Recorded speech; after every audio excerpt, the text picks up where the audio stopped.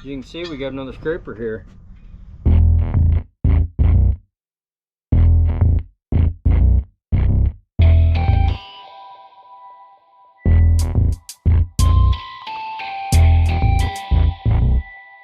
Spin it a little more. Okay. All right. What kind of fun are you guys having? So, as you can see, we got another scraper here. Last week we didn't take it off, but we were working on this. We put this in right behind me, transmission, and it took a little bit of work. We do try and do things in-house because, well, it just costs quite a bit of money. You get guys with crane trucks that work on stuff like this, big heavy equipment with cranes on them, and they're charging anywhere from 150 to 200 bucks an hour. So it's, yeah, we try and work on things ourselves, and these are my work duds. We just throw them on. Mason, he got a pair. He loves them. I know you love them, don't you? Oh yeah. Yeah, dog. Yeah. Huh? But we ran about 20 loads through this machine, and this machine sat for about 3 years, and now we're just checking bolts that have been well, stuff that we put together, and we're just checking them to make sure that they're not loose. And sure enough, there's a shaft that goes from the back of the motor to the front of the transmission, because the transmission isn't hooked to the back of the motor. It's got loose bolts on it. So we're tightening those up. We're just checking a few things, and we're gonna get going again. This machine is a 1986, and I won't tell you what I paid for it, but it was next to nothing. It was crazy. But I've had it since 2011, and it's worked pretty good, but the transmission didn't work the best the whole time I've had it. And then we had an episode about 3 years ago on a project, and the drive shaft between the motor and the transmission, the bolt came out, and it just destroyed everything on the front of the transmission. So we pulled the transmission. I was going to get it rebuilt, and that didn't happen because of different life things happening. So we've been able to get a new transmission, this one right here, and that's what was on the trailer in that one video. That's what this is. So we did it all, we put it in, made it work, and it is awesome. This machine is a great machine, and it's exactly the same size as the other one. So it's a 615, and it holds 15 cubic yards. That one right there. And now we have a few issues with the other one. It's probably heard in the video that Ben made, it's making some oil. And what we mean by making oil is it has some hydraulic pumps on the motor, and we're thinking that those hydraulic pump seals have gone out to where it's leaking hydraulic fluid back into the motor where there's actually motor oil, because the hydraulic system has more pressure than a regular motor running motor oil. So a motor will run about, a 350 Chevy will run 40 psi at the low end, clear up to 100 psi. So a hydraulic system will run 4,000 psi. So we're losing hydraulic oil. It's not leaking on the ground. So you do the process of elimination, and that's telling us that we probably have a pump that's going bad. Not good. Yep. So scrapers are awesome until they're not. There you go. But Mason loves them. I think a Cat 615 scraper has gone down in the books of being a swear word to Mason. I don't know, maybe. You know, Is that true, like, Mason? Yeah. just like saying, gosh, mother, you know. He just says, scraper, 615 scraper. Yeah. But stay tuned, we're going to get moving some dirt, so.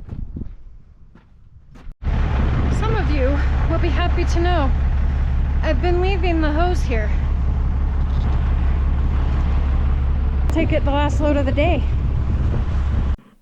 So we're going for a bit of a history lesson now to help some of this stuff make sense.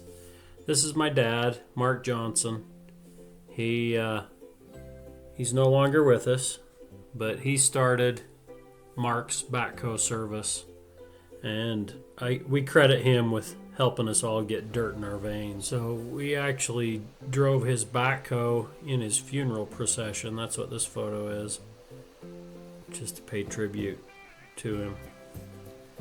But he and my mom raised us to enjoy the dirt. We were out helping do all sorts of things from a young age. Here he had his redneck water truck and he was spraying us. We were fortunate to be able to help him dig up a dinosaur, a plesiosaur, down in southern Utah. But he was a great family man. But I remember sitting at church with him, and he'd be drawing heavy equipment. That was what we'd do to keep us occupied. But anyway, from a young age, you can see we were in the dirt or we were out doing things together as a family. So this is actually Amy and Scott.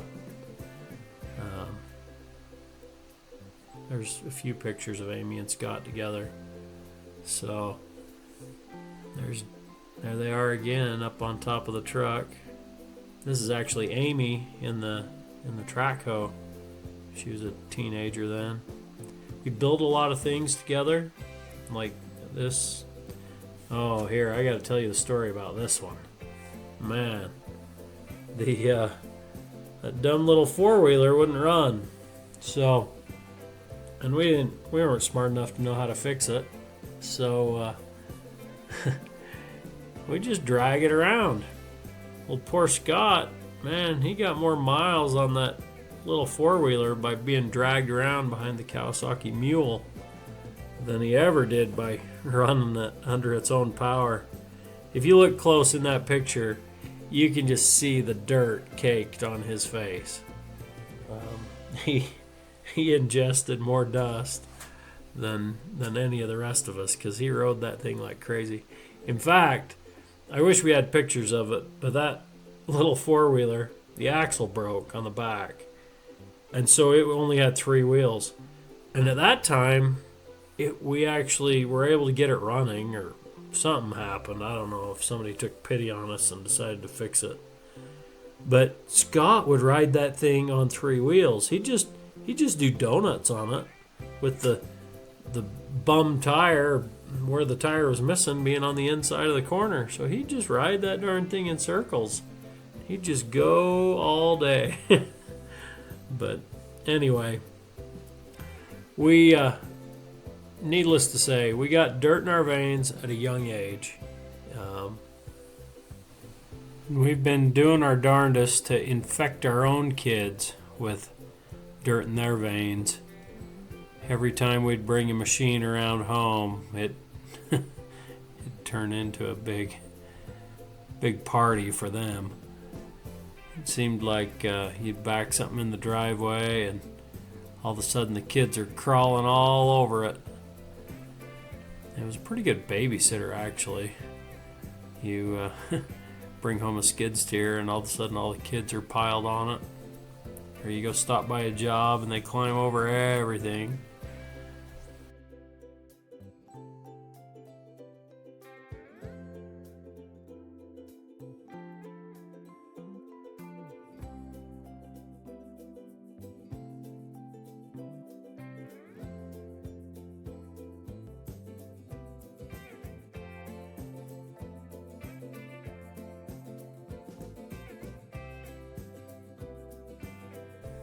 So all I can say is we got dirt in our veins, blame it on our parents, because we started young, but it was a good life.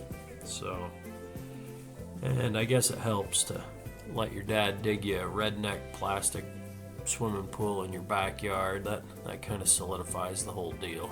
So, anyway.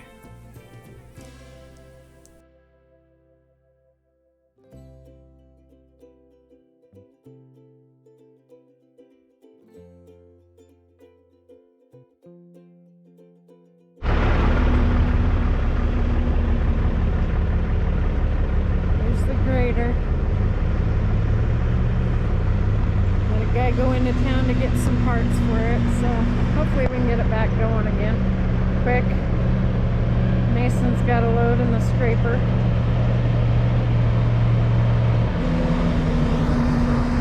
Have you checked out dirtintheveins.com yet? We have some awesome merch on there with more coming. We have shirts, hoodies, stickers, hats, and we're excited to put more on there. If you want to help support Skyline Excavation and Dirt in the Veins with doing this racetrack for Robby, then head on over to our shop and grab some merch.